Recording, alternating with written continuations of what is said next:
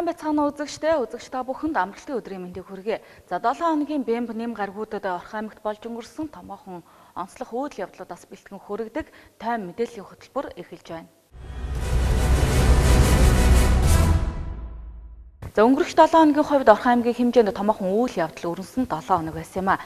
За тодорхойлбол Орхон аймагт шинжлэх ухаан технологийн паркийн дэргэд электродын үйлдвэрийг шинээр байгуулсан байгаа. За мөн хүний биед хортоод нөлөө үзүүлэх хими элементийг судлах хүний экологийн төв бас албан ёсоор нээлттэй хийсэн. За мөн Орхон аймагт аймгийн хэмжээнд үйл ажиллагаа явуулдаг арх согтууруулгамдаа түүгээр үйлчлэх зарим аж ахуйн нэгж байгууллагууд шөнийн тэг 3 цаг хүртэл өчигдрөөс ажиллаж эхэлсэн байгаа. За мөн үүнтэй холбоотойгоор холбогдох байгууллагууд албан ёсны гэрээг байгуулсан. За аймгийн иргэдийн төлөөлөгчдийн хурлын ээлжит 8 дугаар хуралдаан Баасан гарагт хуралдсан. За үүнд 5 асуудлыг хэлэлцснээс аймгийн аялал жуулчлалыг хөгжүүлэх дэд хөтөлбөрийг баталсан. За энэхүү мэдээллүүд олоод бусад үйл явдлын мэдээллүүдийг тойм мэдээллийн хөтөлбөр онцолж байна. Аймгийн иргэдийн төлөөлөгчдийн хурлын ээлжит 8 дугаар хуралдаанд 33 төлөөлөгч ирэх ёстойгоос 22 төлөөлөгч ирснээр хурлыг эхлүүлсэн. За хурлаар Эрдэнэт хотын бахархлын өдрийг тэмдэглэн өнгөрүүлэх, тогтоолд өөрчлөлт оруулах тухай, хэсэгчилсэн ерөнхий төлөвлөгөө батлах тухай, аймгийн аялал жуулчлалыг хөгжүүлэх дэд хөтөлбөрийг батлах тухай, мөн иргэдийн хурлын журам шинжилэн батлах, мөн зохион байгуулалт буюу хорооны бүрэлдэхүүнийг шинжлэх зэрэг асуудлуудыг амжилттай хэлэлцээ. Энэхүү аймгийн иргэдийн төлөөлөгчдийн хурлын ээлжит 8 дугаар хуралдаанаас бэлтгэсэн мэдээллийг хүргэж байна. Аймгийн иргэдийн төлөөлөгчдийн хурлын ээлжит 8 дугаар хуралдаанаар Эрдэнэт хотын бахархлын өдрийг тэмдэглэн өнгөрүүлэх тогтоол өөрчлөлт оруулах тухай хэлэлцээ. Эрдэнэт хотын өдрийг тэмдэглэн өнгөрүүлэх тухай аймгийн засаг даргын тамгын газраас жил бүрийн 12 дугаар сарын 11-ний өдөр тэмдэглэх саналтай орж ирсэн бол хурлын төлөөлөгчид өрн дулаан цагт буюу 7 дугаар сарын 31-ний өдөр тэмдэглэх нь зөв юм а гэснээр санал зөрчилсөн юм а. Хуралдааны эцэст санал хураалтаар жил бүрийн 12 дугаар сарын 11-ний өдөр тэмдэглэн өнгөрүүлэхийг 13 төлөөлөгч дэмжснээр Эрдэнэт хотын бахархлын өдрийг жил бүрийн 12 дугаар сарын 11-ний өдөр тэмдэглэн өнгөрүүлэхээр тогтоолыг баталсан юм а. Бид юу хийх ёстой вэ? За мэдээж баярнаатын үеэр урлагийн болон спортын олон талаар хэмжээнд явуулдаг. Цаг үе давтамжийн хувьд өөрөө тийм ойр байх нь хэрэгтэй байна. Зуны цаг төссөн үсээгүй аялал жуулчлалын салбар идэвхжиж байдаг юм аа. Тэгэхээр бид бүхэн цаашдаа өвлийн цаг хугацаанд брэнд тийм үйл ажиллагааны зохион шивших энэ цаг хугацаатаа бүхэн өвлийн аялал жуулчлалыг өсөлжүүлэх саналтай тодорхойлж аялах шаардлага зүйлтэй болов уу харж байгаа хуулийн 25 дугаар зүйлийн 25-ын 25-ын 4 дахь хэсэгт заасныг тус үндэслэн аймгийн иргэдийн төлөөлөгчдийн хурлаас тогтоох нь. Аймгийн иргэдийн төлөөлөгчдийн хурлын 2015 оны 6 сарын 11-ний өдрийн Эрдэнэт хотын өдөр бий болгох тухай 01-р тогтоолын 1-р сарын 1-ний өдрийг гиснийг 12-р сарын 11-ний өдөр гэж өөрчилсүгэ дарга пүрэл ав гэсэн төсөл оруулж байна. Мөн шар жолоотын ам буюу Гоёл багийн Пидүү хэсгийн 120 га газар, Баян цагаан багийн Эрдэнэт өртөө орчмын 107 га газрын хэсэгчилсэн ерөнхий төлөвлөгөөг батллаа. Уг хэсгийн гэр хорооллын хэсэгт одоогийн байдлаар 240 өрхийн 700 гаруй иргэд аж түргэн амьдардаг бөгөөд өнөр хорооллын 5 давхар 3 хэсэг барилгад 140 өрхийн 300 орчим иргэд амьдарч байна. Тухайн хэсэгт 120 га газрын хойд хэсэгт нам давхаргын амны орон сууцны 609 өрхийн 2195 иргэн, урд хэсэгт 5-аас 9 давхаргын өндөр орон сууцны сууршилт 951 өрхийн 3422 хүн ам сууршихаар хэсэгчилсэн төлөвлөгөөг гаргасан байна. Уг төлөвлөгөөг 2018-аас 2030 оны хооронд хийгдэх бүтээн байгуулалтын ажлаар нийтдээ 2070 өрхийн 7300 орчим иргэн энд амьдрах боломжтой болох юм гэдгийг газрын харилцаа барилга хот байгуулалтын газраас танилцууллаа. 35 орны хүчин чадалтай өрхийн эмнэлэг нэг ширхэг, эмийн сан нэг ширхэг, 80 хүүхдийн цэцэрлэг нэг ширхэг, холбооны салбар нэг ширхэг, банкны салбар 3-аас 4, хүнс барааны дэлгүүр, ресторан гэсэн юм, халуун усны газар гэсэн юм нийгмийн үйлчлэгийн объектуудыг энэ захиргааны аж ахуйн блок дотор бол төлөвлөлт талбай хуваарлтайг нь хийчихсэн явж байгаа. Нийт төлөвлөлтийн шар жолоот урд тэнгэрийн төлөвлөлтийн тухайд бол шинээр тавигдах инженерийн шугам сүлжээнүүдийн хүчин чадлыг 2010 оны засгийн газрын тогтоолоор батлагдсан нэг хүчин чадал тооцох аргачлалыг үндэслээд боловсруулсан байгаа. Илтгэлийн дагуу хурлын төлөөлөгчид санал хүсэлтийг илэрхийлсэн бөгөөд сонирхсан асуултандаа хариултыг авсан юм а. Боловсруулах явцад одоо энэ салбарын үйл ажиллагаа явуулж байгаа төрийн болон төрийн бүс байгууллагын чиглэл дээрээс нь аж ахуйн нэгж иргэдийг оролцуулахад хэдэн удаагийн хилцүүлэг гэж санал авсан бэ? Хөгжлийн хөтөлбөр тусгагдсан уу? Хоёр талаар манай орон нутгийн түүхэн музей байна, өөр ингэсэн барилга байхгүй. Тэгэхээр энэ орон нутгийн түүхэн музейг хөгжүүлэх чиглэлээр барилга байгууламжийн талаар тусгагдсан юм байгаа юу? Ингээд суул байршуулахтай гол нь биш, энэ иргэдийн цаашдын үр хүүхдийн эрүүл мэнд, аюулгүй орчинд хандах талаар нийгмийн хариуцлага өрөөнд бол Орхон аймгийн засаг даргын тамгын газар болон Булган аймгийн засаг даргын тамгын газартай хамтраад энэ нутаг тий одоо газар олгож өг. Эрдэнтийн хувьд бол газаргүй болцсон. Тийм учраас бол Булганы Орхон сум буюу Булган аймгийн гээд яриад мянганы замын дагуу бол энэ 30 өрхөд бол одоо юу гэдэг газар олгож өгөөд тэдний одоо нүүлгэн шилжүүлэх зардалыг бол гаргаж өгөө шийдвэл энэ бол энэ хүмүүсийн үр хөвгөдөд болон Эрдэнэ хотын иргэдэд бол маш том хөрөнгө оруулалт болох юм. Энэхүү аймгийн иргэдийн төлөөлөгчдийн хурлын төлөөлөгчдөөс гарсан санал санаачлагыг шар чудуутын ам Эрдэнэт өртөө орчмын хэсэгчлсэн төлөвлөгөөнд тусган хэрэгжүүлэхээр баталлаа. Аймгийн засаг даргын мөрийн хөтөлбөрийн хэрэгжилтийн нэг болсон шинжлэх ухаан технологийн парк нь олон судалгаан дээр үндэслэн байгуулагдсан. Хүний экологийн төв гагнуурын электродын үйлдвэрийн нээлтийг өнгөрөгч даваа гарагт хийсэн байгаа. Гагнуурын электродын үйлдвэр нь импортыг орлох, олон улсын стандарт чанарыг хангасан электрод үйлдвэрлэн гэдгээр онцлогтой. Одоогоор хоногтоо 10 тонн электродыг үйлдвэрлэх хүчин чадалтай.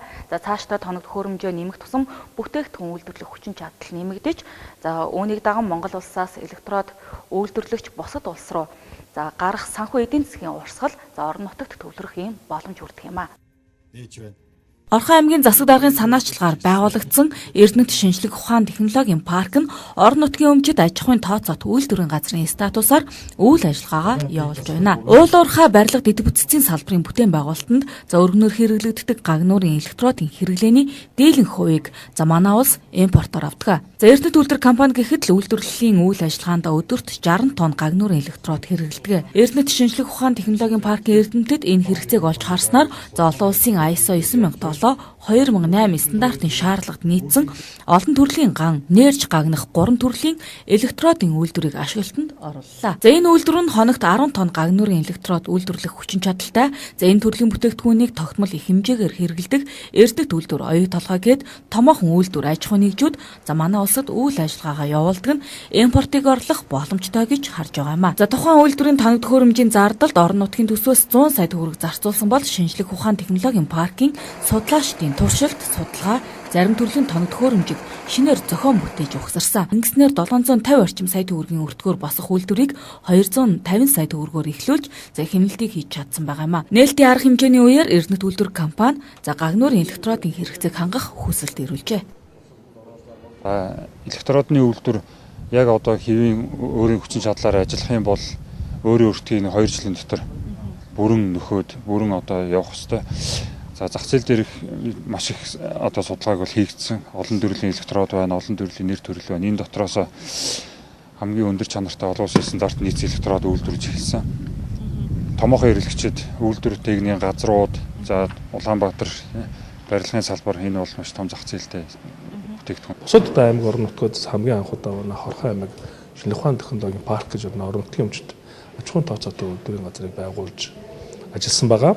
За ойролцоогоор жил орчмын хугацаанд манай эрдэмтэд маань бас сайн ажиллаа гэж дүгнэж байна. Гагнуурын үйлдвэр бол мэдээж энд хоногт 10 тонн электрод үйлдвэрлэнэ. Цаашлаад мэдээж энийг бид бүхэн шинжлэх ухааны технологийн паркийн хажууд байгаад байхгүй.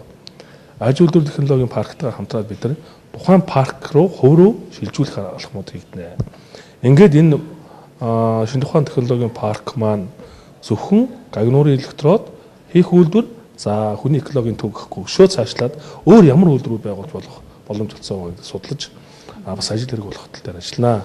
Тухайлах юм бол хүний экологийн төвөөс гарч байгаа тухайн хүнийг одоо бас ямар одоо зүйлээр хордож байгаа юм бэ?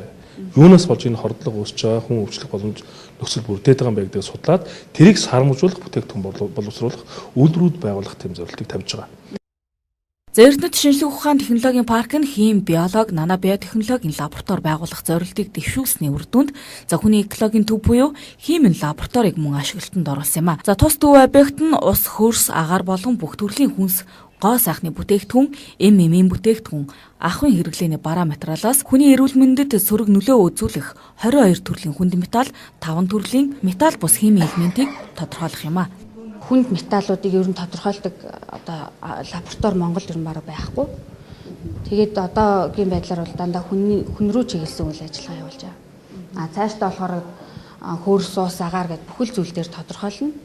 Яг ямар зорилготой гэхээр хүнд металлууд хүний биед ямар хортой байна те тэрийг судлаад тэгээд түүнийг сармагжуулж яаж багасгах вэ гэдэг талаар судалгаа хийгээд тийм хор сармагжуулах бүтээгдэхүүн хий. За хүний экологийн төв нь одоогоор судалгаа шинжилгээний 50 орчим арга гаргалчлалыг амжилттай төвшөөд байгаа юм. За уг төвийг нээхэд орон нутгийн төсөөс 60 орчим сая төгрөгийн хөрөнгө оруулалтыг хийсэн байна. За өнгөрөх 7 хоногоос эхлээд аймгийн хэмжээнд архи согтууруулахундаа түгээр үйлчлэх зарим аж ахуй нэгжүүд шөнийн 3 цаг хүртэл ажиллаж эхэлсэн байгаа. За энэ хүү мэдээллийг манай телевизийн сэтгүүлч ганц олмон бэлтгэсэн байгаа. За ганц олмонтой холбогдож дэлгэрэнгүй мэдээллийг авъя. За ганц олмон тэгэхээр ямар аж ахуй нэгж байгууллагууд энэ хүү тусгай зөвшөөрлийг шөнийн 3 цаг хүртэл үргэлжлүүлэхээр болов энэ мэдээллийг өгөхгүй юу? Та мэдээллийн хөтөлбөрийг хүлэавч үзэж байгаа үзэгчдэд баярлалаа. За 10 сарын 27-ны өдрөөс эхлэн за шөнийн 00 цагаас хойш архи согтууруулахундаа худалдан борлуулах түүгээр үйлчлэх аж ахуй нэгж байгууллагуудад бас зарим аж ахуй нэгж байгууллагуудад зөвшөөрөл олголоо. За нийтдээ 4 бар, 4 караоке, 1 ресторанд бол шөнийн 3 цаг хүртэл ажиллах зөвшөөрөл олгосон бол за 2 супермаркетад 24 цагаар архи согтууруулахундаа худалдах зөвшөөрөл олгосон. За үүнд бол баялаг караоке, Эрдэнэ дөрвөө кинотеатрын караоке, Топаз, Парис зэрэг караоке багтаж байна. За мөн Loft, Sugar, Казино, Tiger зэрэг шөнийн клубүүд, за мөн Азия ресторан багтаж байна.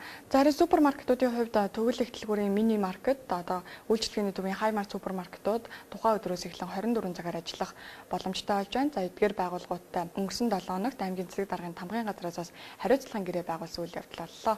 За тэгэхээр хариуцлагын гэрээ байгуулсан гэж энэ хариуцлагын гэрээнд яг ямар заалтууд тусав? За хариуцлагын гэрээнд гэх юм бол за тухайн байгууллагууд бүгд одоо иргэдэд үйлчлүүлэхдээ баримт олгодог байх. За гадна талдаа камер жуулт байх, гадна дотн гэрэлтүүлэг бас хангалттай сайн байх. За тухайн ойр орчмын иргэдийн бас амар амгалан байдал сөргөөр нөлөөлөхгүй байх. За харуул хамгаалалт, хүрэлцээ хангавч хангалттай байх зэрэг нийтдээ 15 шаардлагыг багтаасан хариуцлагын гэрээг байгуулсан байгаа. За шөнийн тэг цагаас хойш архи согтууруулахундаа түүгээр үйлчлэх аж ахуй нэгжүүдэд зөвшөөрөл олгоно гэсэнтэй холбоотойгоос иргэд санал хүсэлтэд илэрхийлсэн байна л да. Тэгэхээр иргэд яг ямар байр суурийг илэрхийлж байна вэ? Иргэдийн хувьд заас 12 цагаас хойш архи согтууруулахундаа худалдан борлуулах түүгээр үйлчлэх аж ахуй нэгж байгууллагад зөвшөөрөл олгох хэсэгтэр бол эсрэг байр суурьтай байсан. За ингэснээр бас ахуйн хүрээний архитал нэмэгдэж гэмтэрэг гарах өсөх нөхцөл болно гэсэн байр суурийг илэрхийлж байсан юм. За ингээд иргэдийн яриаг хүргэе. 12 цагаас хойш 3 цаг хүртэл зарах юм уу? Тэрийг бол буруу гэж бодож байгаа. Энэ архи гэдэг чинь одоо манай энэ монголч ерөн хэцүү л болоод байна шүү дээ. Тий. Ерөн одоо ажил хийж байгаагаас архи хийж архины ажил хийдэг уудаг болсон цаг болсон байна шүү дээ. Ерөн бол тэрийг би бол ерөн өгөөд гэж бодчих. Уг нь бол санаагаар болдог бол 10 цагаас хойш ерөөсө архи худалдаахгүй л байвал зүгээр гэж боддог шүү дээ. Одоо чинь шөнө одоо согтуу улсууд яваад хүүхэд хүртэл согтуу явж байгаа юм биш. Насан туршийн хүүхдүүд. Инхээр зэрэг ер нь энэ 12-оос хойш одоо хэн одоо 12-оос хойш одоо зэнгид наад яах юм. Бүхэл улсууд ажилттай байдаг тийм ээ. Зүгээр ажилгүй улсууд одоо тэр их мөнгө нь олдох юм уу мэд ингээд согтуу явж байгаа юм биш. Харин яг тийм амгалан тайван байдал тэгээд ерөөсөө өөрснийх нь эрүүл мэндэд ч 5 туханд ч гэсэн хэрэгтэй шүү дээ. Чин 12 цаг гэдэг чинь шөнө уусан улс чинь тэгэл чүнжэнгөө согтуу өглөө үргэж ядаж 10-аас хойш уухгүй бол бас эрүүл болоод хонох байдаг тийм. Тэрний яг тэгээд хэрэглэн хавьгаар бол өдрийн цагтаа зүгээр шүү дээ. Энэ ороо гэхлээр л энэ өгөөс тэгэл хэрэг төгсөл ороо гарна гэсэн өндөрнө л гэсэн. Ажил дарсан сойс нэг 7 молоо байдаг юм. Ерөн ороо өгдөж шөнийн цагаар архи худалдаа явах тийм онц биш. Тэгээд амарх биш. Амарч сайхан, гэртээ сайхан зурагт мурагтаа харж сэтгүүл янз янз юм уншдаг байсан мэт үүш тэр чинь. Айгуул тэр архиуд уус чинь архиа уух гээд явсан шүү дээ. Зүгээр энэ 12-оос хойш нь бол би одоо буруу л гэж бодож байна. За өнгөрч буй 7 хоногт Орхон аймгийн цагдаагийн газраас асан мэдээлэл хийсэн байгаа. За тодорхойлбол Орхон аймагт Улаанбаатар хотын халаасны хулгайн бүлэг этгээд ирж бас хулгайн гэмт хэрэг үлдэж байхад цагдаагийн алба хаагчид илрүүлж баривчилсан гэсэн мэдээллийг ганц олон бэлтгэсэн. Тэгэхээр ганц олон яг хэдэн насны хичнээн хүн энэ хэрэгт холбогдов. Одоо яг одоогоор яг ямар тохиолдлууд нь илэрсэн байгаа юм бэ? Энэ талаарх мэдээллийг хүргэе. За Орхон аймгийн цагдаагийн газрын алба хаагчид за энэ сарын 23-наас 24-нд шилжих шөнө бас хулгайн гэмт хэрэг үйлдсэн бүлэг этгээдүүдийг баривчиллаа. За үүнд бол Улаанбаатар хотоос ирсэн 18-аас 22 насны эрхэлсэн тодорхой ажилгүй за халаасны хулгайчдаас одоо томоохон худалдааны төв болох Төгөл, Баян, Хүлэг, Хүнсний зах болон Хангаан бус худалдааны төвүүдээр за иргэдийн төрөвч болоод гар утас хулгайжих үйлдэлтээр нь баривчилсан байна. Одоогоор бол хэрэг бүртгэлийн шатан дээр явж байгаа. За яг одоогийн байдлаар гэх юм бол одоо iPhone, Samsung зэрэг одоо гар утас хулгайлсан. За мөн иргэдийн одоо төрөвч хулгайсан зэрэг 4 хэрэг нь нотлох баримтаар илрээд байгаа. Тухайн хулгайн гэмт хэрэг үйлдсэн этгээдүүдийн гэр бүлийнхэн гэж яг ямар хүмүүс вэ? Тэгээ эргээд яг үйлдсэн хэрэгээ бас хүлээн зөвшөөрч байна. Энэ хүмүүстэй уулзаж ярьцлага авсан байна л да. За гэмт хэрэг үйлдсэн этгээдүүд бол үүнийгээ хүлээн зөвшөөрсөн байгаа. За тэднээс бас яриа авсан. За энэ яриаг үзэгчдэд хүргэе. Хэдэн настай? 11. Өмнө Эрдэнэ хотод ирж байсан уу? Үгүй. Хизээ ирсэн бэ? Өчтөр. За яг ямар хэрэг хийснийг мэдж байгаа юм? Мэдж байгаа. Хэдүүлээ ирсэн? Сургууль. Өмнөөс Улаанбаатар хотод яг цагдаагийн байгууллагад баригдчихсан гэж ямар хэрэг баригдчихсан? Яа, иймэрхүү хөдөлтөөр л баригдчихсан. Дөрүлээ биш. Хаагаар явж ирсэн? Хотын төвөр.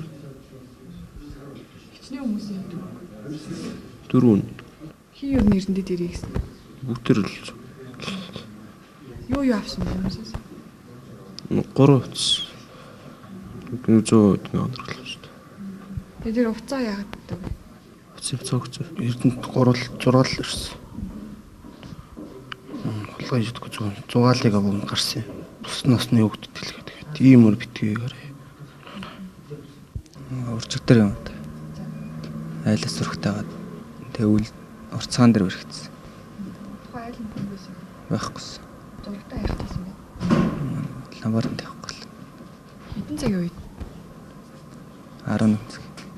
Шөнийн үү? Орхон аймгийн цагдаагийн газрын бас хэвлэл мэдээлэл олон нийтэд харилцаа албанаас мэдээлэл хийсэн байгаа. За үүнд бол 10 дугаар сарын бас 23-наас 24-ний өдрүүдээр одоо томоохон худалдааны төвөөр явж байхдаа одоо төрөвч гар утас дэргээ алдсан иргэд байх юм бол за яаралтай цагдаагийн газарт өргөдлөө гаргаж бас шийдвэрлэх боломжтой гэсэн мэдээллийг хүргэсэн. За мөн иргэдийн хувьд бас энэ олон хүлээн газар болох одоо энэ томоохон худалдааны төвүүдээр явахдаа бас сонор сэрэмжтэй явахыг анхааруулсан мэдээллийг хүргэсэн байгаа. 8 дугаар сарын 15-наас 7 анх хорооллын замыг өргөдгөх ажлыг эхэлсэн бөгөөд за энэ хугацаанд замыг түр хугацаагаар хаагаад байсан. За орчин суугчд болон аж ахуйн нэгжүүдийн хөсөлтөөр за мөн цаг агаарын нөхцөл байдлаас шалтгаалan замыг асфальтаар хучилгүйгээр нээсэн байгаа. За тэгвэл замын хөдөлгөөнд оролцож байгаа жолоочноор болон тэр хавийн орчин суугчид за замын хөдөлгөөнд оролцоход маш их тоос босч байгаа. За амьдрах нөхцөлгүй ийм нөхцөл байдал үүсэж байгаа гэсэн бас байр суурийг илэрхийлсэн байгаа. За тийм ч учраас энэ замыг түр хугацаагаар хааж өгнө гэсэн хүсэлтийг ирүүлээд байсан. За үүнтэй холбоотойгоор сэтгүүлч ганц олмон за сэтгүүлч Саранчиг миний биеас хамтран мэдээллийг бэлтгэсэн байгаа. За яг тухайн зам дээр бас сэтгүүлч ганц олмон иргэд болон орчин суугчтай уулзаж ярилцлагыг хийсэн. Тэгэхээр ганц олмон ийм тухайн цагаан чулуут багийн 7А хороолол орчин болон их хатын цуваа орчмын ард иргэд ямар байр суурийг илэрхийлсэн бэ? Тэгэхээр 10 дугаар сарын 23-ны өдөр бол энэ их хатын цуваа 7 хорооллын за өргөтгөлийн замыг бол нээсэн байгаа. Нээсэн өдрийн оройноос эхлээ одоо их хатын цуваа орон сууцны байрны орчин суугчид болоод одоо цагаан чулуут багийн иргэдийн зүгээс бас хэд хэдэн гомдлыг тавиад байсан. За тодруулах юм бол хучилт хийгээгүй зам нээсэнтэй холбоотойгоор маш их хэмжээний тоос бол агаарт дэгдэж байсан. За үүнтэй холбоотойгоор их хатын цуваа байрны оршин суугчид бол одоо бага насны хүүхдээ салхилуулах боломжгүй болсон. За орон гэртээ бол агаар оруулах нэг нөхцөл боломжгүй болсон. За тийм учраас энэ замыг бас хаах боломжтой хэсэг тал дээр албаны хүмүүсээс лавлаж байсан.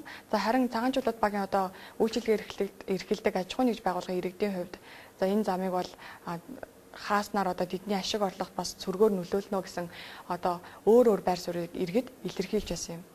Үүн харин цонхоор ингээд цонхоо онголгож болохгүй одоо ингээд нэл тоос том өрөө одоо давхар балконтой шүү дээ манайх ч одоо ингээд том өрөө унтлагын өрөө хоёр тийм давхар балконтой байгаад байгаа хэрнээсээ том өрөөнд хүүхдийн өрөөнд одоо айгүйх тоос орж ирж шороо орж ирж харшилтай хүмүүсийн бүр нөгөө харшил нөдлөд маа нөхөр ингээд бүр ингээд хамар амн битүүрээд ерөөсө унтаж болохгүй унтлагынхаа өрөөнд унтаж чадахгүй болтлоо. Цонхоо юу хаалттай байхад хүртэл амар шороо орж ирж байна. Дээрээс нь хажууд барилга бариад байгаа болохоор бас давхар ингээд шороо орж ирдэг байсан бол одоо энэ бүрст амар байгаа гэдэг бүр ингээд бужигнаад үнэхээр амар хүндрэлтэй байна тэр бол. Одоо энийг зохицуулдаг газар байд юм бол зохицуулчмаар л энэ одоо манайхан ярьцгаагаал байгаа л да сөөхтэй гомдол гаргаал одоо энэ хаана хилдэг энэ тэрэнд нь хилээч гэдэг үнэхээр хүндрэлтэй байгаа. Хэцүү л энэ одоо балконы цав хонголохоор ингээд дотор гэр орон мэл шороо одоо энэ машинуудыг ингээд харахгүй бүгд л шороонд дарагдсан. Тэгээ ингээд энийг ингээд явж байгаа машиныг харахад л угаасаа хэцүү баг шүү. Энд оршин сууж байгаа хүмүүс ч гэлтэхгүй. Хэцүү л энэ харин зүгээр гоё байсан замыг хуулж аяал тэгээд ийм шороо болгоо ичдэг. Тэгээ одоо хаврыг болтол. Тэгээ хавартаа энэ замаа тэгээ засмал тавих ч юм уу. Энэ юм намар л засдаг шүү дээ зам ич одоо. Тэгээд яах юм бэ хэцүү л. Тэгээ одоо энэ зунжанга энэ арын барилгын тоосонд дарагдаал хэцүүсэн. Тэгээ одоо энэ нэг юм битүү болоод ирсэн чинь замынхын шороо цонхоо онгойлгохоор битүү. Дөрөв давхартай хэцүү шүү дээ. Энэ зунжангаал юу цонхоо онгойлгохоор л энэ барилгын тоос шороо бол хэцүүлсэн. Харин одоо энэ замаа болж өгвөл одоо нэг тоос шороог нь гайгуул болгож өгвөл энэ барилгач одоо яах вэ ингээд баригдаад орж байгаа юм чи тий. Энэ угаасаа амьдарж байгаа хүн гэлтэхгүй л зүгээр хажуугаар нь явж байгаа хүн харахад л мөн явхад хүртэл хэцүүлнэ шүү дээ. Хажуугаар нь шороо энэ замууд өчтөр нэгдсэн. Одоо ингээл зүг зүгээр байгаа замыг аваад ингэж тавиад өргөсөд тоо шороос айгүйх босч ирж шít. Тэг хэцүү шүү дээ энэ замаас ингээл чулуу өсөрж байна. Одоо урд хойно явж байгаа машины чулуу өсөрнө, цонхороо хагаар шилмэл өсөрнө. Хэцүү шүү энэ замч одоо тэгэл нийл хайрга байж байгаа. Хурдтай явж бол хурдтай бол урд явж байгаа шин чинь чулуу шидэж чинь хойшиндаа. Хойдоос айгүй бацаад хэцүү шүү дээ ингээл авах тоо шороо айгүйх босч. Яг үддэг хүчийг хязгаарлаж байгаа тийм нөхцөлөд л байлгүй багт ингээл тоосон цэр 80 босч шít энэ. Асар хэмжиг босч тоосон. За би болохоор ингэж бодож байна. Энэ замыг бол одоо ингээ хаахарч одоо бас айгүй хүндрэлтэй. Яа тэгвэл энэгээр одоо өчнөө ингээ зам машин явдаг. Тэгээ гол зам байгаа. Юусэн хамгийн гол нь. Тэгээ одоо энийг үнэхээр энэ одоо ингээд асфальт энэ тавьж чадахгүй байсан бол энэ замыг юусэн одоо ингэж эхэлж одоо бүр эхэлдэг л баг хамгийн эхнээсээ л буруу байсан юм байна гэж би бодож байна. Тэгээд одоо энэ чинь ингээд асфальтыг одоо яг хизээ тавих уу тэрийг одоо би мэдэхгүй байна. Энд ямар ч асуудал байгаагүй. Энэ зам дээр бол ерөөсөө энэ замыг яг өргөсгөх шаардлага байхгүй гэж би бодож байгаа. Ганц хэрхэж хонхорхооч байгаагүй.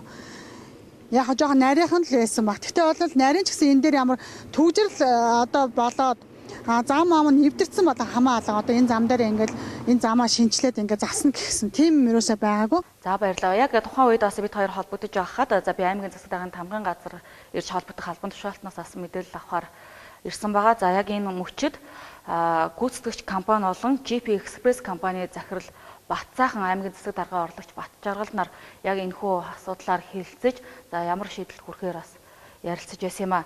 За тухайн цаг үед бас бэлтгэсэн ярилцлагыг одоо үргэе. Тэр их хадын цуга компани захиалагтай Еврокод төсөл гэж бид нар ярьдаг тийм ээ. Энэ компани захиалагтай 7 дугаар хорооллын цагаачлалт багийн 7 хорооллын юуны автозамын асуудал байгаа 4 игнэтэй болгох. За уг ажил бол хизээ яаж эхэлсэн гэхээр зэрэг 2013 онд барилга хотоогуулалтын яам тэгээ их хадын цуга компани хоёрын хамтын гэрээнд дээр орсон ажил мэлээ. За 17 оны улсын төсвийн хөрөнгө оруулалтаар хийгдэх ажлын жагсаалтууд гэж аймагт ирдэг. Энэ жагсаалтанд бол байгаагүй ийм ажил. Сүүлд одоо хөрөнгө нь сайдын багцд орж батлагдаж ингэж эхэлж байгаа ажил.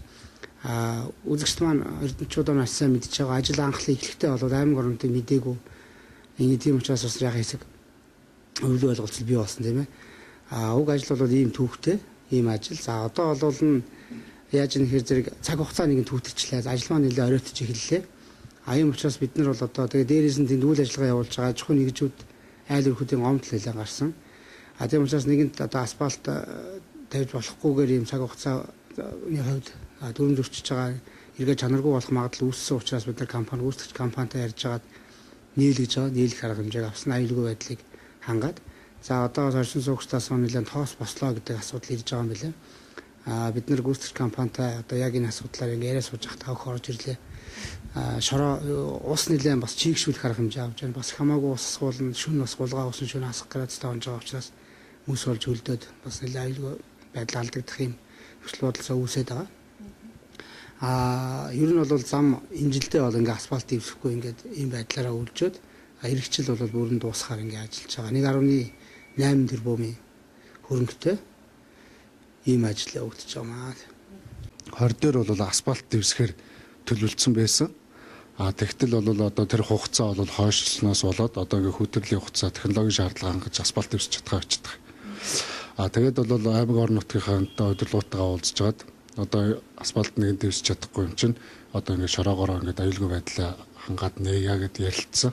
Өглөө нар гараад үдээс хойш нь одоо буцаад хатах ч юм уу тийм юм бол ууршилт их явагдаад тэгээд шороо тоос их болсон. Тэгээд өнөөдөр бид нар бас одоо ярилцаад замаа хаах уу яах уу аюулгүй байдлын юмнуудын шороо тоосчлтыг яах уу гэдээ ярилцж байгаад ер нь бол одоо услая. Тэгээд одоо маш их хурдтай явж байгаа машинууд. Тэгэхээр бас нөгөө юу дугуй эргэлтээсээ шалтгаалаад маш их тоосчлт босоод байгаа юм байна.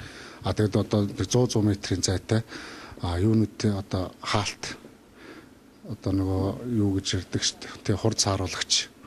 Тим юмнууд одоо хийж өгье гэсэн гэдэл ярилцж байна. За тэгэхээр ямар ч гэсэн гүйцэтгэгч компани болоод орон нутгийн удирдлагууд хамтран одоо зөвшөөрлсөний үр дүнд за 7 ах хорооллын замын өргөдлийн усалгааг сайжруулж 100 м тутамд за хурд сааруулагч хийнэ гэсэн бол за яг тухайн өдрийн маргаашнаас эхлэн 100 м тутамд хурд сааруулагч хийснээр одоо тухайн одоо замын шороо тоос баг зэрэг багассан гэсэн мэдээлэл бас өгч байсан. За тухайн замаар бас зорчсон иргэд маань бас харсан байхаа.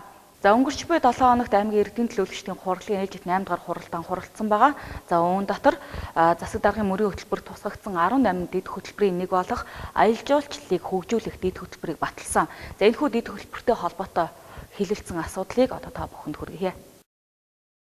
Орхон аймгийн аялал жуулчлалын маркетингийн үйл ажиллагааг идэвхжүүлэн салбарын судалгаа мэдээллийн системийг хөгжүүлэх, жуулчдад зориулсан мэдээллийн чанар хүртээмжийг нэмэгдүүлэх, аймгийн онцлогийг харуулсан аяллаа шинэ бүтээгдэхүүн үйлчилгээг бий болгож, хамар хүрээг өргөжүүлэх аялал жуулчлалын салбарын бүтээгдэхүүн үйлчилгээний чанарыг сайжруулж, зэрэглэлтэй зочид буудал, амралт сувиллын газруудыг нэмэгдүүлэх гэсэн 3 зорилтын хүрээнд 30 орчим арга хэмжээг хэрэгжүүлэхээр Орхон аймгийн аялал жуулчлалыг хөгжүүлэх дэд хөтөлбөрт тусгажээ. Тус дэд хөтөлбөрийг байгаль орчин аялал жуулчлалын газраас танилцууллаа.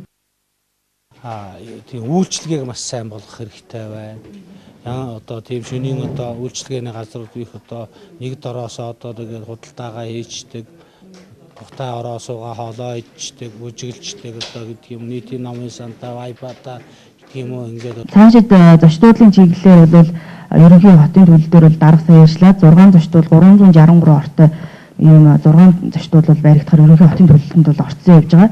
За одоогийн байдлаар бол нийтдээ бол зочид буудлууд 26, дэм буудлын 400 орчим ороор бол албан ёсны төлөвлөлтөөр бол нэмэгдэх нэ. За дэд хөтөлбөрийг батлахад 22 төлөөлөгчийн 14 саналаа хэлсэн бөгөөд өнөөдөр аймгийн хэмжээнд олон нийтэд үйлчлэх 31 буудал, 103 зоогийн газар, 76 ресторан үйл ажиллагаа явуулж байна. За тэгвэл Орхон аймагт аялал жуулчлалыг хөгжүүлэх гол түвшиг нь эрдэнэ төлбөр байх учиртай гэдгийг хурлын төлөөлөгч Оюун Эрдэнэ илэрхийлсэн. За мөн бусад эргүүлэгч төлөөлөгчид нийтийн үйлчлэгийг сайжруулах, цагийг сунгах, жуулчдад мэдээлэл өгөх, нэгдсэн төв байгуулах, олон улсын мэдээлэл маркетингийн сүлжээнд хамрагдах, автовокзалтай болох, жуулчдыг татах зэрэглэлтэй зочид буудал шаардлагатай байна гэсэн санал санаачлагыг дэвшүүлсэнийг одоо хүргье. За тэр зуны дэлгэр сахтаа бол тэр хойдлын талбай байна. Одоо энэ жил бол нойлын шийдчихсэн. Тэн дээр одоо бас сайхан эрдэнтийн одоо хоол хийдэг, хүмүүсийн дасны зогсоод зураг хөргөө ахуулдаг. Энэ тал руу бас нэлээд сайн бодож өгөөрэй гэж болтол нь одоо 3 дахин нэмэгдсэн ийм одоо ноцтой ийм тоо баримт байхад бид нар энэ дэм буудлууд дээр анхаарлаа хандуулахгүй бол энэ ерөөсөө архитект садар самун хуульч өссөн үйлдэлүүд хийх юм оргих газар болж байна. Энэ дээр бас одоо нэгэнт аялал жуулчлалын асуудал яригдж байгаа, буудлын асуудлууд яригдж байгаа учраас энэ дээр анхаарлаа хандуулаач гэсэн нэг санал хийсэн. Худалдаа үйлчлэгээний газрууд тийм талаар мэдээлэл өгөх, за мөн зөвлөгөө өгөх, одоо тэр дайраа өнгөрч байгаа жуулчдад одоо бас туслах ийм шаардлага байгаа юм. Тэгэхээр одоо манай Орхон аймгийн аялал жуулчлалын газраас одоо энэ асуудлаас анхаарч ажилласаа гэдэг саналыг бол өгсөн байгаа. За Орхон аймаг нь Булган хөвсгөл Архангай аймгийг зорих дотоод гадаадын жуулчдын дайран өнгөрдөг үс нутаг юм а. Өнгөрсөн онд манай аймагт 23200 жуулчин ирсэн бол 2017-оос 2021 онд аймгийн аялал жуулчлалын салбарыг хөгжүүлэх дэд хөтөлбөрийг хэрэгжүүлснээр энэ тоог 1 саяд хүргэнэ хэмээн байгаль орчин аялал жуулчлалын газраас мэдээлсэн.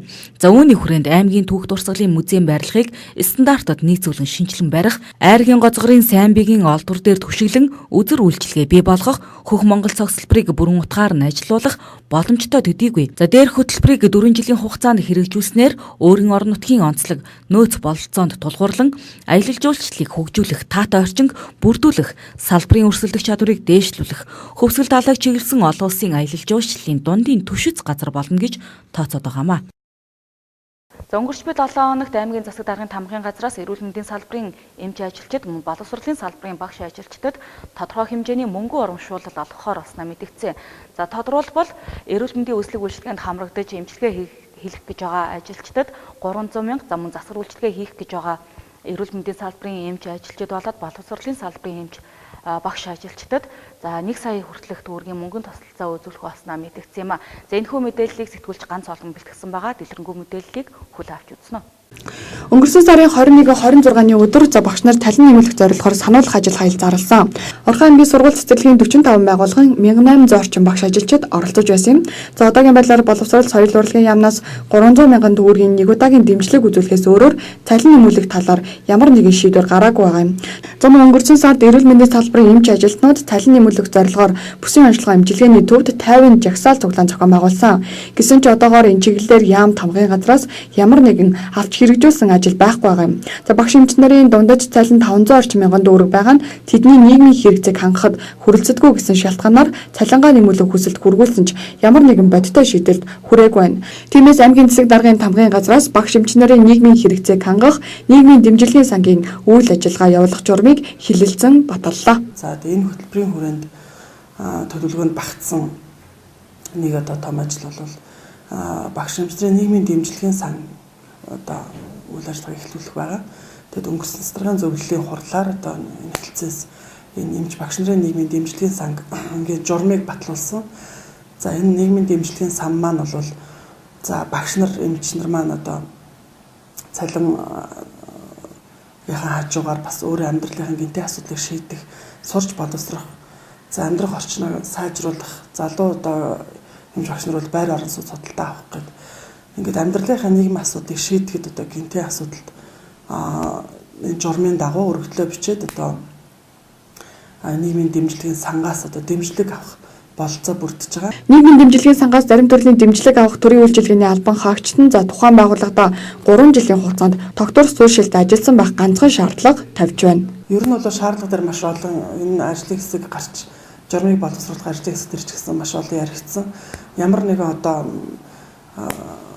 амжилт үзүүлснээр юм уу эсвэл бүр нэг амжиргааны төвшин доогуур байх гэдэг энэ хоёр заалт бол нэлийн дунд төвшний иргэдэг аливаа юмд хамрагдахаас үгүй хийдэг. За ямар нэгэн гавьяа байгуулж иж юм уу эсвэл заавал амжиргааны төвшин доогуур орж иж аливаа нэг төрөлцгийн дэмжлэг авах гэдэг бол бас жоохон өрөөсгөл учраас бид нар бол энгийн мөрөөр ажил хийж авч байгаа. Хамгийн гол нь дотор суурьшилтаа цаашаа ажиллах юмаа гэдгийг бол байгууллагын баталгаа гаргаж за нэг шалгуур байгаа энэ дээр бол 3 жилээс хүртэл ажилласан ийм эмч багш нартай энэ дэмжлэгийг олгоё гэсэн.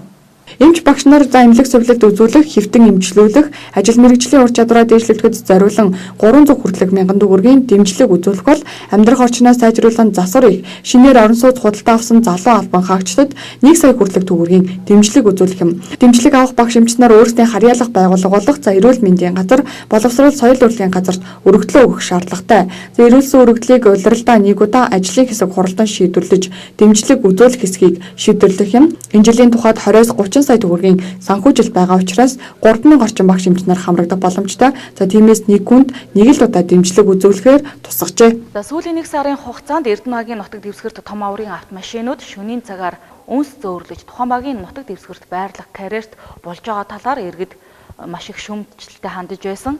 За үүний дагуу бэлтгэсэн мэдээллийг оргил цаг мэдээллийн хөтөлбөрөөр хүргэсэн байгаа. За тодорхойлбол хоногтой 100 гаруй том аврын хоов автомашин за Эрдэнэбагийн нутаг дэвсгэрт байрлах карьерт болдог байгаа юм. За энэ нь дулааны цахилгаан станцын 2 үнсэн санг суллахтай холбоотойгоор за ийхүү газарт болж байгаа үйл явдал гэдгийг байгаль орчин аялал жуулчлалын газраас мэдээлсэн байгаа. За энэхүү мэдээллийн дэлгэрэнгүй хүл авч үзнэ. Эрдэнэгийн нутаг дэвсгэрт бий болсон карьерт хоногтой 100 гаруй ховоо автомашинаар дулааны цахилгаан станцын үнсэн савыг султгах ажил хийгдэж байна. За энэ нь Эрдэнэ хотын үйлчлэлтийн байдал хүндэрсэнтэй холбоотойгоор за ялангуяа дулааны цахилгаан станцын 2 үнсэн сав дүүрсэн учраас үнсийг яаралтай султгаж зохион байгуулахаар эрчим хүчний яам, эрчим хүчний хөгжлийн төвд тендер зарлан хийж байгаа ажил юм а. За хэрвээ үнсийг зайлуулж султахгүй бол өвлжилт аймгийн хэмжээнд хүндрэх болоод байгаа юм. За өмнөх жилүүдэд Эрдэнэ үйлдвэрийн отгоолд үнсийг хаяж болдог байсан бол энэ жилээс дахин үнс хаяалахгүйг Эрдэнэ үйлдвэрээс мэдэгджээ. За тиймээс аймаг орон нутгийн удирдлагуудад дулааны цахилгаан станцаас хүсэлт тавьсны дагуу за нэг үнсэн санг хогийн цэг рүү, хоёр дахь үнсэн савг Эрдэнэгийн нутаг дэвсгэрт байрлах карьерт болохоор болжээ. За тус карьерт хамгийн багадаа 6 м, хамгийн гүн нь 12 орчим гүнтэй нүхнүүд бий учраа за машин техник унах, хүн бэртэж гэмтэх орчин нөхцөлтэй. За ерөнхийдөө аваарын байдалтай байсан тул гүн хэсгүүдэд үнсийг хийж болж байгаа гэлээ. За үнсийг лаг хэлбэрээр ажлын бүх шаардлагын дагуу ачиж тээвэрлэн болгож байгааг алтны хүн хэлж байсан бөгөөд за өнөөдрөөс энэ ажлыг зогсоож байгаа гэсэн тайлбарыг аймгийн байгаль орчин аялал жуулчлалын газраас хийлээ.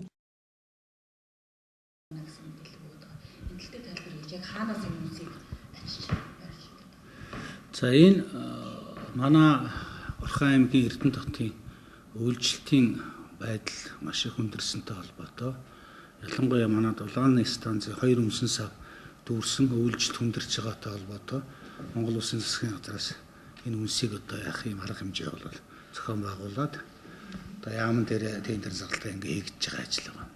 А гэхдээ энэ үнс бол яг одоо үнс гэхээр одоо манайхан бүргэдэг байдаг гэж ойлгоод байгаа шнэ. Яг очоод бид нар үзээд ингээ ажлаас очоод ярих дээр бол лаг байдалтай байдаг. Лаг байдалтай байгаад ачихтай дээгүүр бүтээлгээр бүтээж бүх ажлын шаардлагууд хангаж байгаа. Үнс бүргэж байгаа асуудал нь ихэвчлэн нөгөө дугуйнд наалтсан үнс нь одоо хэвтээ тэмдэглэгээний нөгөө нэг зам сааруулагч дээр одоо үлцээс бол үсэж байгаа. Үнснийхээ стандартыг бол бид бас шалгуулсан. За манай дулааны станцын ерөнхий инженер бол өмнө нь яг энэ асуудал хийгээд ер нь үнсэнд ямар элемент байдаг юм бэ? Үнс ярин ямар утсан бэ гэдгийг үзээд ингээд яг станц гарч байгаа үнсэн дээр бол хүний биед ямар нөлөөлөлгөө хийдэг ийм хариу бол өгсөн. За үнсний хувьд байгаль орчинд хоргүй харин ч биологийн нөхөн сэргээлт хийхэд үр дүнтэй гэсэн тайлбарыг холбогдох албанаас өгч яасан юм а.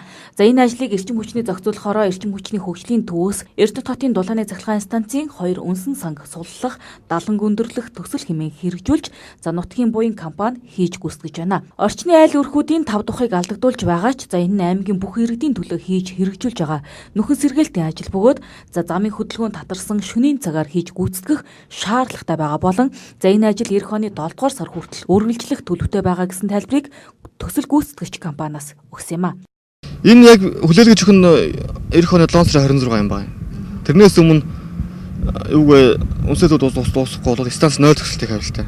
0 төсөлтийг таад юу болох юм гэж бол тий. Окей. Одоо энэ ирэхэд бид нэг 156 мянган метр куб ил болгож байна. Цаана дахиад баг гэвэл 300 гаруй мянган метр куб үнс дутуух гэсэн үг байхгүй. Гэтэ байгаль орчноос өөр газар зааж өгсөн. Тэгээд тийшээ баг одоо зөв байх. Хяналт шалгалт нь мэрэгжлийн хяналт станцынхаа өөрөө байгаль орчин тээвэр дээр цагдаа ингээд бүгд хамтарсан юм явж байгаа л да. Байнга тогтмол өрнөслөлт явж байгаа. Тэрээс байгаль орчин мөрөд баг нэг мэрэгчлэлтэнд өдөр болгон бид нар таамтна гэд хяналт тавьж байгаа. За багийн дараа ирсэн. Тэрээс яг бид нар өдөр бол энд байнга байж байгаа. Би яг өөрөө туслахалж байгаа юм байна энд байж байгаа. Манай хариуцсан инженер энд хоёрын дээр ажилладаг.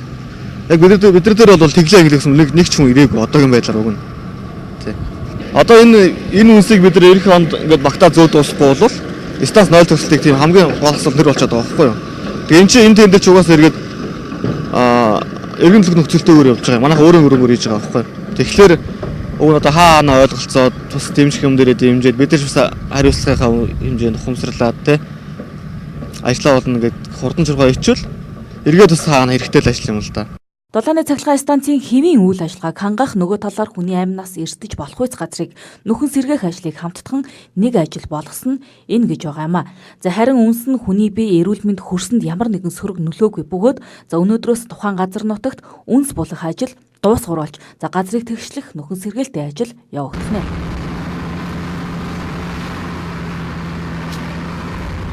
Эрдэнэ үйлдвэр компани үйлдвэрч нэвлэлийн хороо ээлжид бус 10 дугаар хурлаа хийлээ. За хуралд 355 төлөөлөгч оролцсон бөгөөд за эрсдийг 95% гэж үзсэн юм. За энэхүү хуралдаанаар 2016 оноос 2017 оны хоорондох за санхүү эдийн засгийн тайлан за мөн үйл ажиллагааныхаа хөтөлбөрийг за гишүүдтэй танилцуулж за дараачийн үйлдвэрчний эвлэлийн хорооныхоо даргыг шинээр томилсон юм а. Эрдэнэ үйлдвэр хязгаарлагдмал хариуцлагатай компани үйлдвэрчдийн эвлэлийн ээлжид 10 дугаар бус хурал боллоо. Энэ удаад ажилчдын төлөөлөл сонгох квотын тог нэмэгдүүлж 20 хүн тутамд нэг төлөөлөл хуралдаа оролцсон 355 хүн оролцсон. Хурлын эрс 95% байна. Үйлдвэрчний эвлэлийн 20 дугаар баг хурлаар хэдэгдэн асуудлыг хилэлцлээ. 2011-ээс 2017 оны үйлдвэрчний эвлэлийн үйл ажиллагаа болон санхүүгийн тайлангаа ажилчдаа өнөөдөр тавилаа. За мөн холбооны гишүүдэд тайлантай холбоотой олон асуултууд байсан юм. Тодорхойлбол гишүүдийн татварын мөнгөөр худалдаа авсан газар, гараж зэрэг хөл хөдлөх хөрөнгө, за мөн зарим нөхцөл шаардлага үед эвлэлээс олгодог тэтгэмжийн хэмжээ ялгууртай орлогож байгаа талаар холбоон дарга хяналтын хорооноос лавлаж асуусан юм. Учираас миний гол асуух гэдэг байгаа зүйл зорилгоо бидний тодорхой болгож өгөөч гэж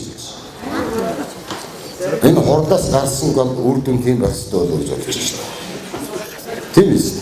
Дөрөв цааталаар нэг газрын асуудлыг уучлах шиг байна.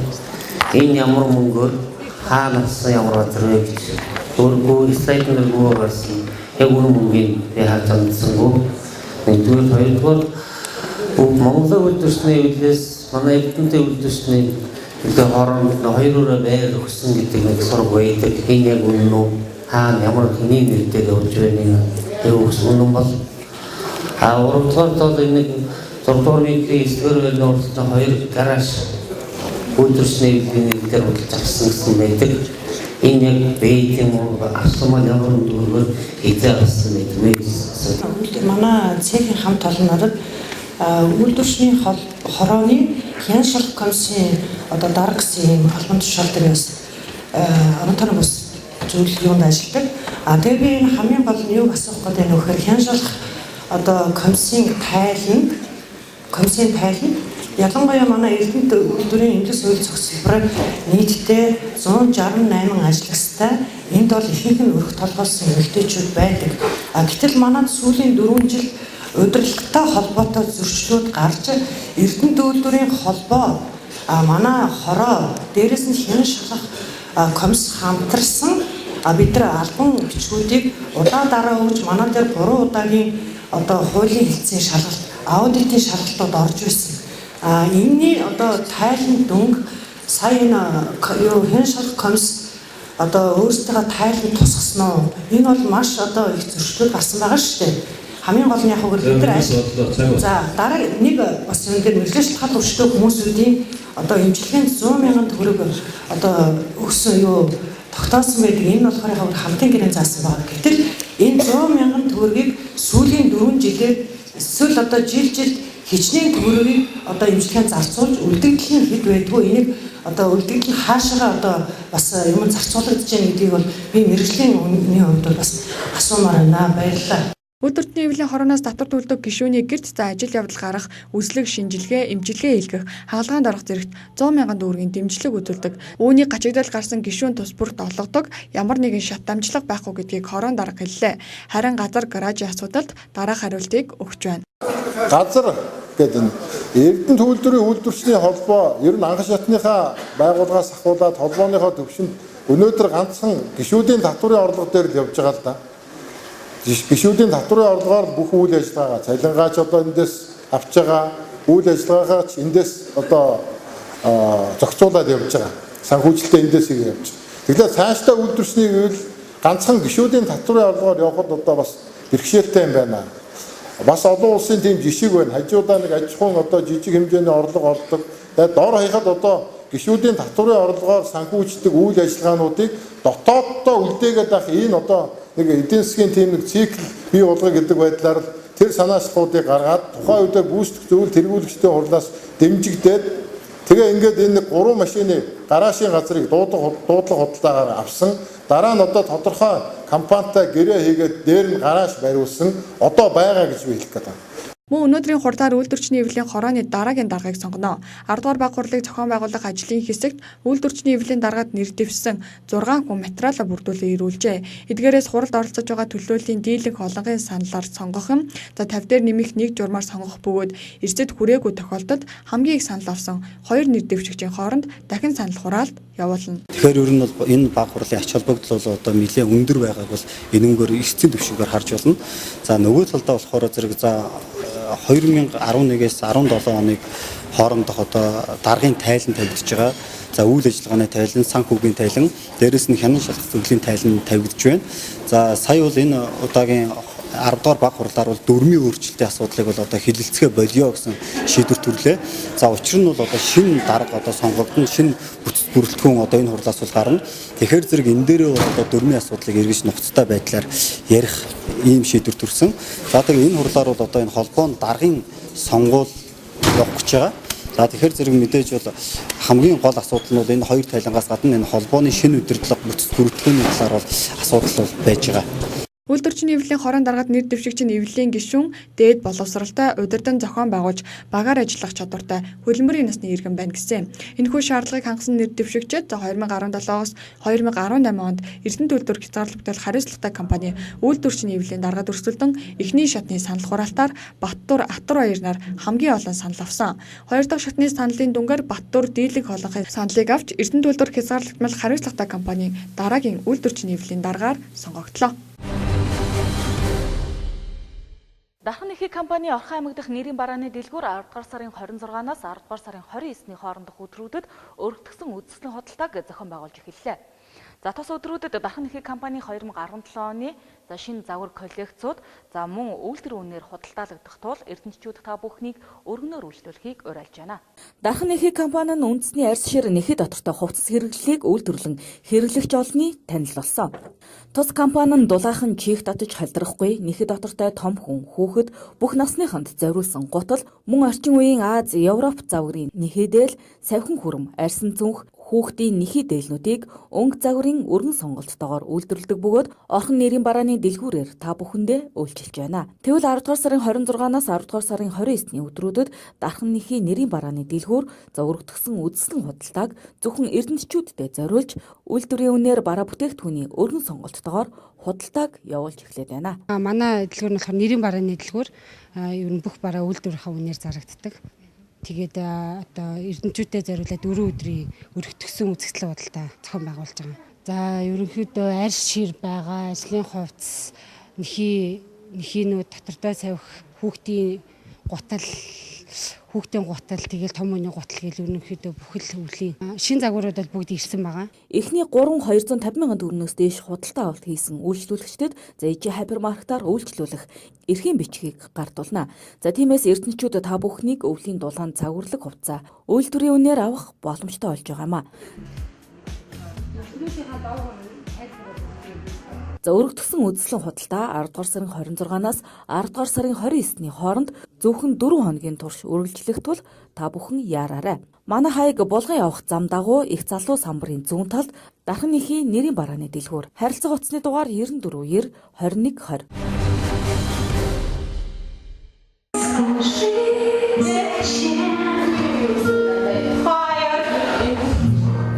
Эрдэнэтийн бүсгүйчүүдтэй мэлми төв дарлах голд спиннинг төв инхүү 2017 оны сүүлийн бэлгээ задлж 20-50% хөнгөлт урамшуулалттай бүртгэлээ хийж эхэлсэн байна. Эрүүл амьдралын хэм маяг төгс бие галбирыг олж авахын тулд бид эрэл хайгуулыг хийсээр л байдаг.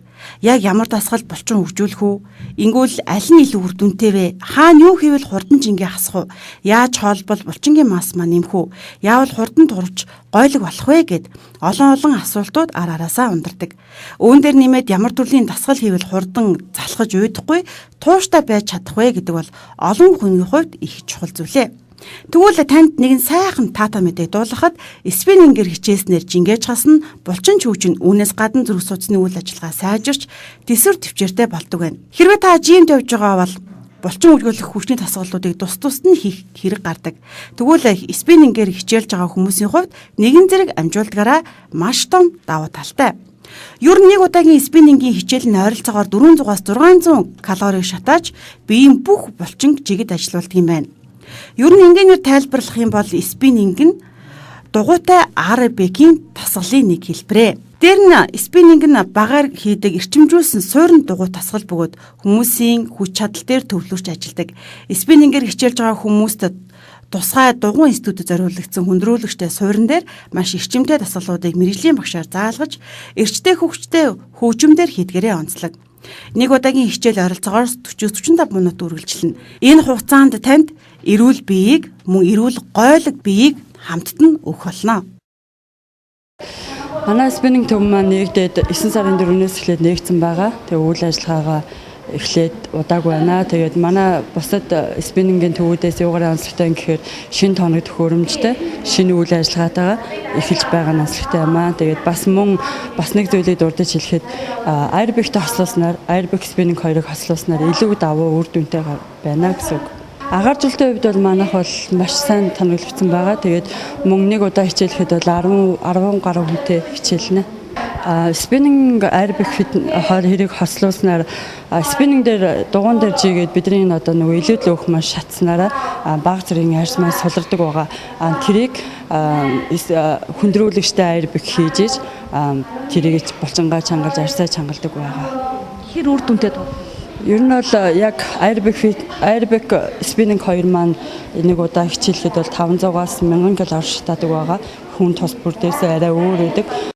Ер нь бол хүмүүс хөвчлэн идэвхтэй фитнесээр хичээлж эхлээд хэсэг хугацааны дараа сонирхол нь буурж уйддаг байна. Тэгвэл спиннингээр хичээлж байгаа хүмүүс эсрэгээрээ цаг ирэх тутам улам бүр дасгалдаа дуртай болж дугуйн институт рүүгээ явах цагийг дэсийн ядан хүлээдэг болт юм байна. Учир нь спиннингээр хичээлэх тусам илүү их эрч хүчийг хүнд өгдөг байна. Төрөл бүрийн хөгжмийн хэмнэлд эрчимтэй дасгалуудыг хийснээр аз жаргалын гормон ч гэсэн ялгарч дээр нь сэтгэл санаа шууд сэргдэг. Дэлхийн нийтээр спиннингээр хичээлж эрүүлж байгаа энэ үед эрдэнтийн бүсгүйчүүдэд цоошин техник төхөөрөмжөнд хичээлж хамгийн таатай орчныг бүрдүүлэхээр голд спиннинг төв инхүү үүд хаалганы гэдэг байгаа. Шинэ жилээр жингээ хасаад голын даашсан за эрүүлдсэн арьс, эрүүлдсэн биеэрээ гайхуулан өмсөх тэр сайхан агшинг голд спиннинг төв эрдэнтийн бүсгүйчүүдэд олгоно. Урамшуулсан хоног үргэлжлэн та яг одоо залгаад амжаад бүртгүүлээрэй. Хаяг мэлми төвд байрлаж байна. Харилцах утас нь 9935 9671.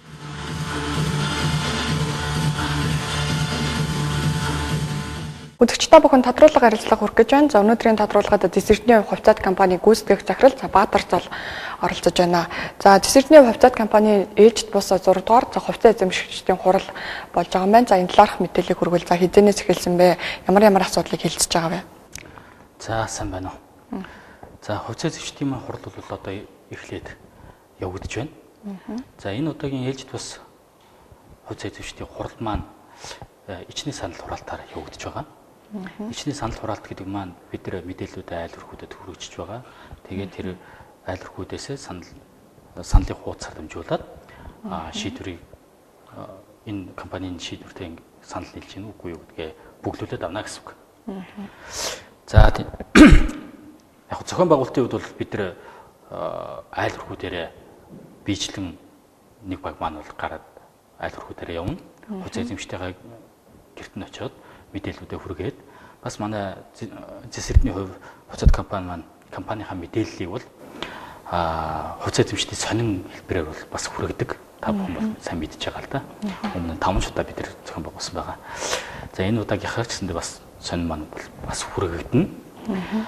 За энэ хувьцаа эзэмшигчдийн хурлыг хийх бас нэг зайлшгүй шаардлага бол гарч ирж байгаа. Манай одоо хэрэгжүүлж байгаа хөгжүүлж байгаа одоо катодын засгийн үйлдвэрийн маань төсөл бас нэг амьдралынхаа нэг мөчлөгт гарч ирж байна л да. Тэр маань юу гэхээр зэрэг одоо бид нар хөрөнгө оруулагчтай хөрөнгө оруулалтын гэрээ байгуулах, санхүүжилттэй боддоор оруулах яг энэ ажлууд бол хийгдэхээр төлөвлөгдөөд за ихний шатны уулзалт хэлэлцээрүүд бол хийгдээд эхэлчихсэн явж байгаа. За энэ уулзалт хэлэлцээрүүд дээрс ямар үр дүн гарч байгаа вэ гэхээр зэрэг хөрөнгө оруулагчд бол хамтран ажиллах сонирхлоо илэрхийлсэн. За одоогор бол яг бодиттой саналаа илэрхийлчихэд байгаа 3-4 хөрөнгө оруулагч бол байна. Дотоод энэ нийлсэн. Тэгэхээр тэр хөрөнгө оруулагчдын болон за олон улсын банк санхүүгийн байгууллагууд бас манай хамтран ажиллах санал аваад ирүүлсэн бол байж байгаа. Хувьцаа эзэмшдийн сонин дээр мань бол дэлгэрэнгүй мэдээлэлүүд угаас байж байгаа учраас тэнцэнээсээ бол хүмүүс танилцчих баг. За жишээлбэл холбооны бүгд найрамдах Герман улсын экспортыг дэмжих сан гэж байдаг. Эвдэр хербис гэдэг. За энэ сангаас бол манай энэ төсөл дээр хамтран ажиллах боломжтой гэдэг энэ санал бол ирүүлсэн. Энэ сан яадаг вэ гэхээр холбооны бүгд найрамдах Герман улсын засгийн газрын хэрэгжүүлэгч агентлаг байхгүй юу?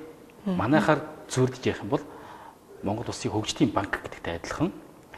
За энэ экспортыг дэмжих сан Герман улсаас экспортлж байгаа бараа бүтээгдэхүүнд санхүүгийн баталгаа өгдөг. Тэгэхээр манад 100 сая евро хүртэлх санхүүгийн баталгааг олгоод хамтран ажиллах боломжтой гэдэг бол манад илэрхийлсэн. Тэгэхээр эднийх санхүүгийн баталгааг нөгчж байгаа болохоор зэрэг банк санхүүгийн байгууллагууд манай төсөл санхүүжүүлэлт хийлээ гэхэд эрсдлийг нь эвдэр хермис сан дааж ина гэсэн үг байхгүй юу? За энэ мэтлэн сандууд бол ирчээд байгаа. За гэтэл бас яг энэ олон улсын зах зээлд нэгсэндээ бид нар хөл тавьчихсан олон улсын нэр хүндтэй олон байгууллагуудтай бид нар хамтран ажиллаж байна. Тэгэхээр бидний өөрсдийн маань дотоод зохион байгуулалт, компани засаглал, за тэгээд тэрэн дээрээ хөрөнгө оруулагчид, хувьцаа эзэмшигчдийн бүтэц зэрэг бүх зохион байгуулалтууд маань энэ хүмүүстэй хамтран ажиллахад нийцсэн тэр нийтлэг стандартад баригдах хэрэгтэй болчихж байгаа. За яг энэ дээр бол манайхан ер нь бол дисциплиний хувь хүчит компани бол Монголд бол ер нь цоо шин үзэгдэл шүү дээ. Яг өмнө нь ийм туршлага манад байсангүй. За олон улсад бол иймэрхүү туршлагууд бол сүүлийн үед бол гарч байгаа. За энэ бол одоо энэ үзэгдэлтэй зэрэг манай энэ шинэ нөхцөл байдал маань одоо бидний өөрсдийн зохиосон буюу олон улсын яг тэр стандартын дагуу биш зүйлүүд бас байгаад байгаа. Тэгэхээр энийг одоо нэг чигт аваачих шаардлага гарч ийн л да. Тэгэхээр энэ асуудлаа бид нар хилцүүлж байгаа. За тухайлбал энэ асуудал дээр Бүлүмөн Метас компани бол өнгөрсөн хугацаанд санхүүжилт хийгээд явсан. Одоо төс төвжүүлэлт болон энэ хөрөнгө оруулагчтай харилцаа, за компани үйл ажиллагаа энэ бүхэл зүйлүүд бол хөрөнгө оруулалтыг бол хийгээд санхүүжилт хийгээд явсан байна. Гэхдээ бидний хооронд цэцэрлэгний хувь хүчит компани болон Бүлүмөн Метас компаниудын хоорондын хамтын ажиллагааны гэрээ гэж байдаг. Энэ гэрээнийхээ дагуу бид нар хамтран ажиллахад бол хамтран ажиллаад яваад ирсэн.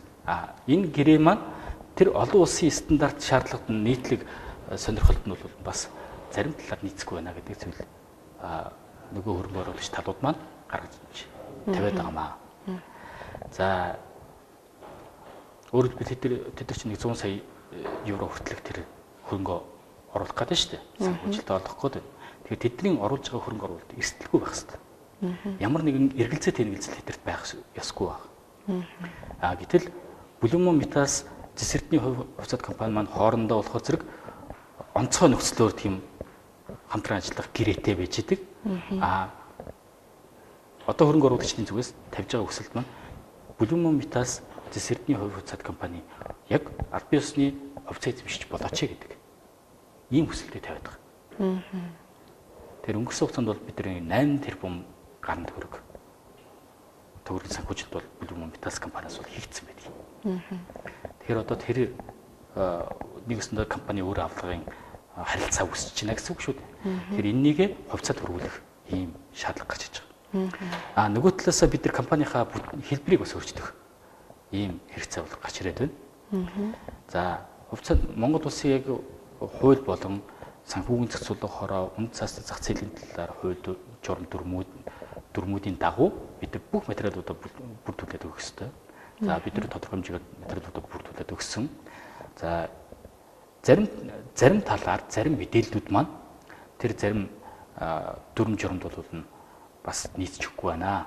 Тэгэхээр зэрэг бид нар энэ удаа бүртгэж чадахгүй нэ гэдэг тийм зүйлийг бол санхүүгийн зохицуулах хорооноос үнд цасны төвдөр цаад халамжийн төвөөс бидэрт бас хэрүүлээд байгаа. Гэх мэтлэнгийн энэ нөхцөл байдлуудаас бид нар хувьцаат компани хэлбэрээ хязгаарлагдмал хариуцлагатай компани болгож өөрчлөё гэдэг ийм төс бас боловсруулаад байгаа. За тэгэхээр мэдээж энэ бол эцсийн шийдвэрийг бол хувьцаа эзэмшигчд бол хурлаараа бол гаргана. Одоо компани дээд эрх барих дээд байгууллага бол хувьцаа эзэмшигч шүү дээ. Хувьцаа эзэмшигчдийн хурал тийм.